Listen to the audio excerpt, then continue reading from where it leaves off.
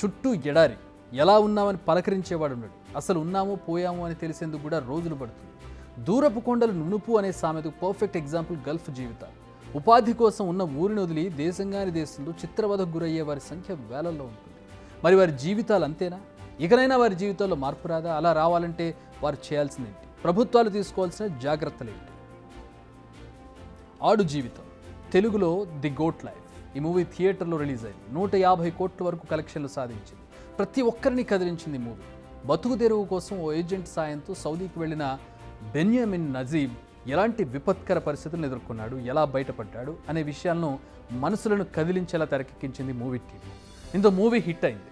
గల్ఫ్లో ఇలా ఇబ్బందులు పడే వారిపై జాలి పెరిగింది. ఇది రియల్ సినిమా.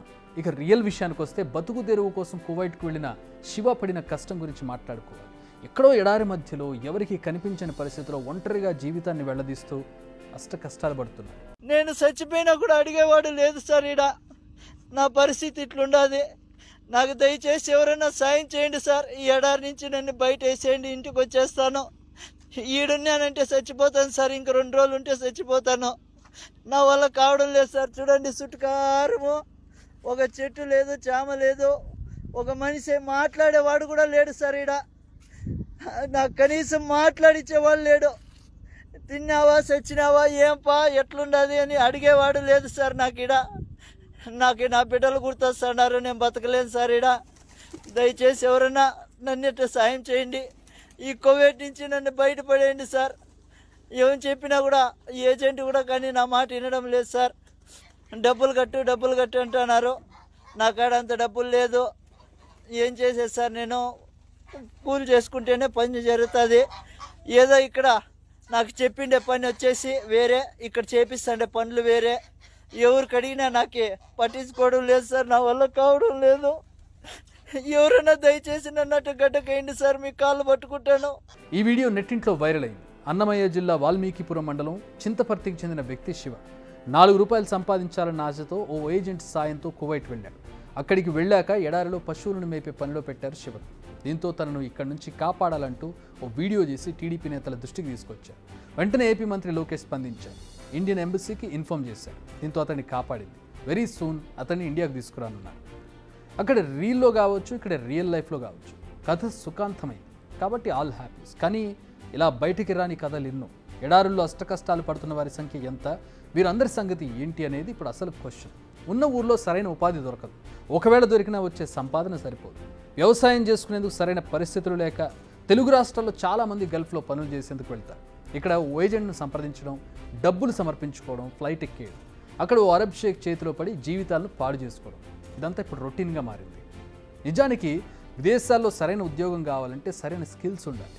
బట్ ఎలాంటి స్కిల్స్ లేని, ఇంకా కరెక్ట్గా చెప్పాలంటే చదువు కూడా రాని వారిని ఏజెంట్స్ టార్గెట్ చేసుకుంటారు. ఎందుకంటే ఇలాంటి పనులు వాళ్ళతో మాత్రమే చేయించగలుగుతారు. చదువుకున్న వాళ్ళైతే ఏదో ఒక స్కిల్ పెట్టుకుని ఏదో ఒక ఉపాధి కల్పించాలని చెప్పి ఒక టెక్నికల్ ఉద్యోగానికి వెళ్ళే అవకాశం ఉంటుంది. కానీ ఇలా చదువు రాని వాళ్ళకి సంబంధించి, లేదంటే ఇక్కడ ఏదో కాయకష్టం చేసుకునే వాళ్ళని టార్గెట్గా చేసి ఇలా ఉద్యోగాలు ఇప్పిస్తామని కువైట్లో వీసాలు ఇప్పిస్తామని నమ్మించి ఎడారి దేశాలకు పంపుతూ ఉంటారు. ఇలా వెళ్లే వాళ్ళు మహిళలు కూడా ఉంటున్నారు. వీరందరి నుంచి డబ్బులు కూడా వసూలు చేస్తున్నారు. ఎందుకు? వీళ్ళందరినీ అక్కడికి తీసుకెళ్ళినందుకు. తీరా ఫ్లైట్ దిగి డెస్టినేషన్ చేరాక చెప్పిన ఉద్యోగం ఉండదు. మొక్కలు పెంచడం, అక్కడ పంటలకు కాపలా ఉండడం, గొర్రెలు ఒంటెల పంపకందారులుగా పనిచేయడం, ఇలాంటి ఉద్యోగాలు అక్కడ ఇస్తారు. అక్కడ చిక్కుకున్నాక తిరిగి వచ్చే పరిస్థితి ఉండదు. ఎవరిని ఆశ్రయించాలో తెలియదు. చుట్టుపక్కల ఎవరు వాళ్ళతో మాట్లాడే వాళ్ళు కూడా ఉండరు. సో ఇలా అంతు పొంతు తెలియని కష్టాల్లో ఉంటారు. కొందరైతే అక్కడ అరబ్బులు పెట్టే చిత్రహింసలు కూడా బలైపోతూ ఉంటారు. మరి పరిస్థితులు మారాలంటే ఏం చేయాలి?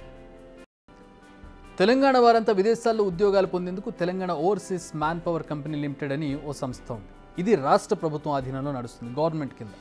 ఇతర దేశాల్లో ఏదైనా ఉపాధి అవకాశాలు ఉంటే ఇందులో పోస్ట్ చేస్తారు. అక్కడ నుంచి అధికారికంగా మనం అప్లై చేసుకోవచ్చు. అయితే ఇందులో అభివృద్ధి చెందిన దేశాల్లో అవసరమైన ఉద్యోగాల సమాచారం మాత్రమే అందుబాటులో ఉంటుంది. గల్ఫ్ దేశాలకు సంబంధించిన సమాచారం అందుబాటులో ఉండదు. కారణం, అరబ్ దేశాలకు వెళ్ళి పనులు చేసే వారికి సరైన స్కిల్ ఉండదు. నిజానికి వారు కూడా పెద్దగా ఎక్స్పెక్ట్ చేయడం లేదు. లేబర్ కావాలి వాళ్ళకి. ఎందుకంటే సెక్యూరిటీ గార్డుల నుంచి కూలీ పనుల వరకు అన్ని రకాల పనులు చేసుకునే వాళ్ళు వాళ్ళకి అవసరం అవుతూ ఉంటారు. సో ఏదో ఒక ఉద్యోగం పేరు చెప్పి వారిని ఇక్కడ నుంచి తీసుకెళ్తూ ఉంటారు ఏజెంట్లు. ఒక అట్రాక్ట్ చేస్తూ ఉంటారు. మీకు ఇంత ఇస్తారు, ఈ పని చేయాల్సి ఉంటుందని ఒక అరచేతిలో వైకుంఠం చూపెడుతూ ఉంటారు. దాన్ని నమ్మి వీళ్ళు మోసపోతూ ఉంటారు. కానీ అక్కడికి వెళ్ళాక పని వేరే ఉంటుంది. మళ్ళీ తిరిగి వచ్చే పరిస్థితి ఉండదు. అరబ్ షేకుల నుంచి భారీగా డబ్బు దండుకుంటూ ఉంటారు ఈ మధ్యలో ఉండేటటువంటి దళారులు. ఇకపై ఇలాంటి విధానాలకు చెక్ పడాలి. అప్పుడే ఇలాంటి గోసలు తప్పుతాయి. 2 తెలుగు రాష్ట్రాలు కూడా ఉపాధి కోసం ఇలా అరబ్ దేశాలకు వెళ్లే వారిపై దృష్టి సారించారు. అటు ఏపీ నుంచి వెళ్తూ ఉన్నారు, ఇటు తెలంగాణ నుంచి కూడా వెళ్తూ ఉన్నారు. అక్కడ ఉద్యోగాలు నిజంగానే ఉన్నాయా, ఉంటే ఉద్యోగులకు సరైన సదుపాయాలు కల్పిస్తున్నారా లేదా, ఏదైనా ప్రమాదం జరిగితే పరిస్థితి ఏంటి, ఇలా అన్ని విషయాలపై ఆరా తీయాలి. అవసరమైతే అక్కడ ప్రభుత్వంతో నేరుగా సంప్రదించే విధంగా ఏర్పాట్లు చేయాలి. అప్పుడే ఇలాంటి ఘటనలు రిపీట్ కాకుండా ఉంటాయి. లేదంటే ఆడు జీవితం, శివ లాంటి కథలు రిపీట్ అవుతూనే ఉంటాయి. బిగ్ టీవీ అవుట్లుక్ కథనాలు నచ్చితే వెంటనే బిగ్ టీవీ ఛానల్ ను సబ్స్క్రైబ్ చేయండి.